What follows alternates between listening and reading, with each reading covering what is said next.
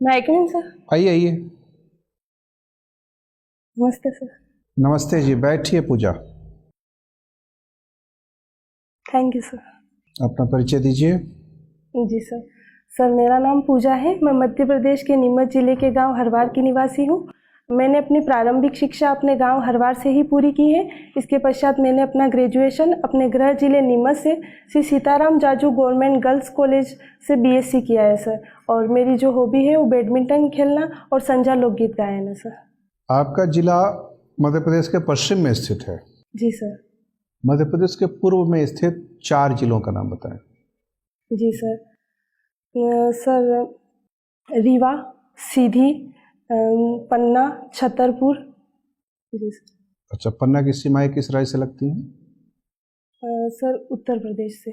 तो पूर्व में हो तो उत्तर में हो गया।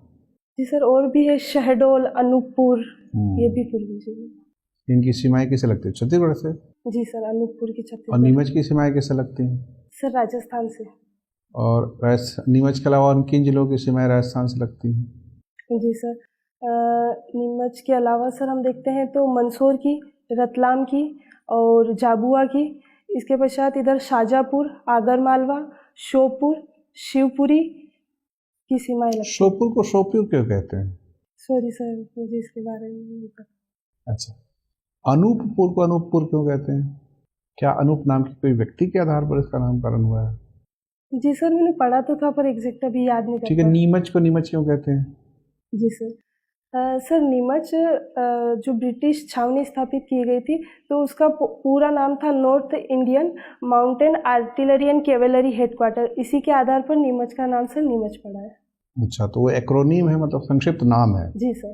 तो नॉर्थ इंडियन तो NI होता है, जी सर। तो नीमच में NI है कि NE है? NEE है सर। वो वर्तमान में सर धीरे धीरे उसको NEE हो गया है, परंतु जो तब स्थापित किया गया था तब NI था सर। चलिए ठीक है। आपने मेंशन किया है अपने फॉर्म में कि स्वामी विवेकानंद करियर मार्गदर्शन योजना अंतर्गत प्रशिक्षण प्राप्त किया आपने। जी सर।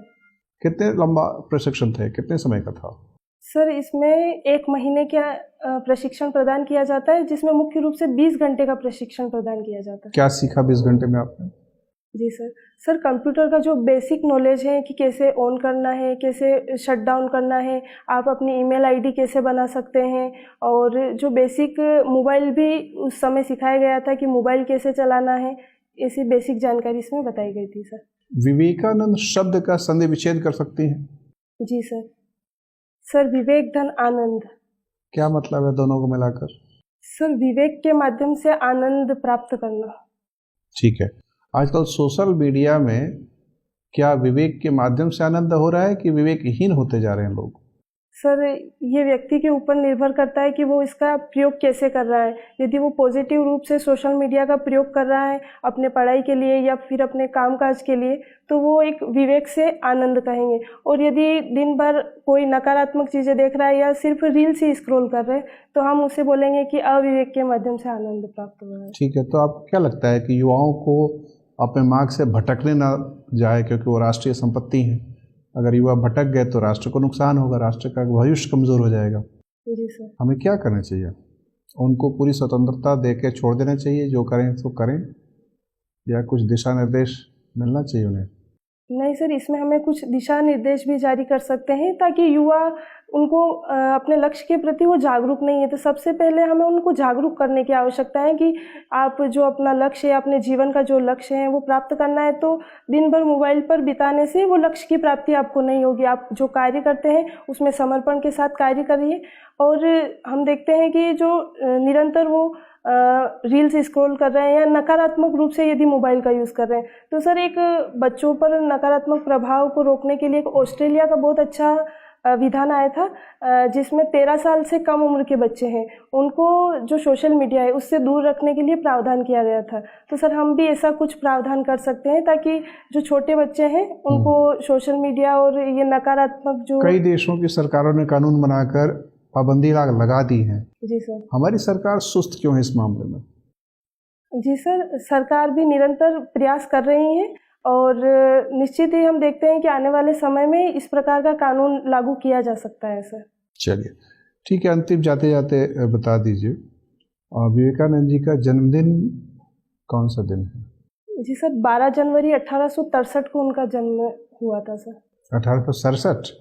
63 जी सर। और कब तक वो थे जीवित? जी सर, सर 4 जुलाई 1902 को उनको पुण्यतिथि मनाई जाती है सर, मतलब उनकी दो तो कितने वर्ष की आयु में पुण्यतिथि मनाई गई उनकी? सर 31। वो कैसे? आपने 63 कहा ना? जी सर। तो 63 से 37 ईयर्स, 36 वर्ष सर, 36 वर्ष हो गए। 63 से 37 तो 1900 तक में हो गया, 2 साल और भी है तो 39। क्या विवेकानंद जी की आयु 39 साल थी? शुरू आपने ठीक कहा था 30-31 वर्ष की आयु में उनका देहांत हो गया था, तो जन्म का वर्ष तो नहीं गड़बड़ है? शायद हो सकता है सर, मैं इसको देख लूँगी। कोई बात नहीं, ठीक है।